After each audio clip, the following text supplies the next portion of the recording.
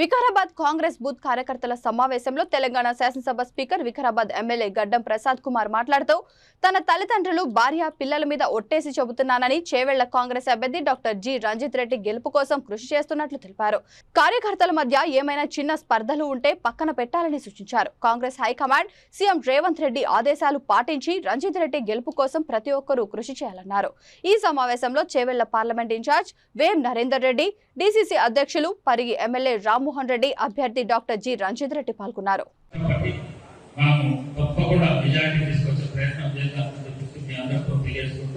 ఈ కార్యక్రమాన్ని దిగ్విజయం చేసినందుకు ప్రతి ఒక్కరిని మన మనస్ఫూర్తిగా మీ అందరిని అభినందిస్తూ పత్రికా మిత్రులకు, మీడియా మిత్రులకు మరొకసారి వారికి కృతజ్ఞత తెలియజేస్తూ సెలవు తీసుకుంటున్నాం. Thank you. ఇంత డబుల్ చేస్తా అన్నాడు, చేసిండా చేయలే, ఇటువాడు పెంచుతాడు, పెంచిండా పెంచలే. ఇవన్నేమో ఆ వైపు. మన వైపు చూడండి, మొన్న రేవంత్ రెడ్డి గారు 6 గ్యారెంటీలు అమలు చేస్తాను, ఇప్పటి 4 గ్యారెంటీలు అమలు చేశారు. ఎవరైనా అక్కడక్కడ మీటింగ్ పోతే మన మహిళా సోదరి మన అంటాడు, నాకు 500 రూపాయల గ్యాస్ సిలిండర్ ఇవ్వట్లేదు ఏంటి అని. మన జిల్లాలో ఎమ్మెల్సీ ఎలక్షన్స్ అనే కోడ్ వచ్చింది, అందుకే ఇవ్వలేదు. మిగతా అన్ని జిల్లాలలో అడిగిన కలెక్టర్ అడిగినా, ప్రిన్సిపల్ సెక్రటరీ అడిగినా, మన ముఖ్యమంత్రి గారిని అడిగితే 7 జిల్లాల తప్ప ప్రతి జిల్లాలో కరెంటు ఛార్జ్ చేస్తలేరు. 500 రూపాయలకే గ్యాస్ సిలిండర్ ఇస్తారు. 10 లక్షల ఆరోగ్యశ్రీ అయిపోయింది, తర్వాత ఉచిత మహిళలు బస్సుల్లో తిరుగుతుంది. ఇంకా 2 అమలు కావాలి.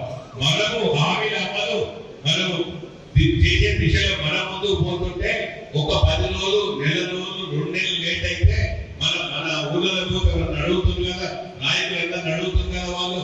కానీ బీజేపీ అడిగిగా 20 కోట్ల ఉద్యోగాలు అవి 15 లక్షలు మా ఖాతాలో పడలేదు ఏంటి, మన వ్యవసాయాలను డబ్బులు చేస్తారని అడిగాం.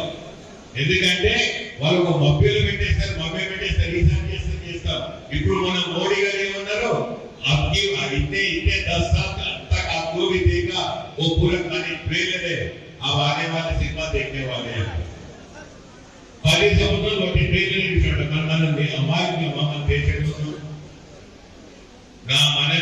నా మనవి మన భవిష్యత్తు డీసీసీ జనరల్ సెక్రటరీ రఘువీరారెడ్డి గారు, మైపాల్ రెడ్డి గారు, మంజుల గారు, సత్యనారాయణ రెడ్డి గారు, కిషన్నయ్య గారు, వేదికను అలంకరించినటువంటి పెద్దలందరికీ నమస్కారం తెలియజేసుకుంటున్న సోదరులారా.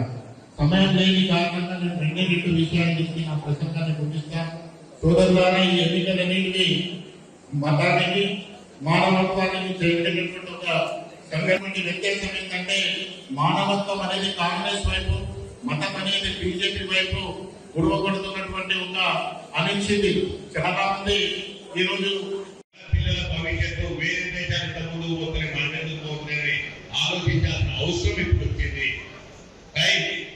ఇప్పుడు ఇది చాలా ఇంపార్టెంట్ కాబట్టి మన పిల్లల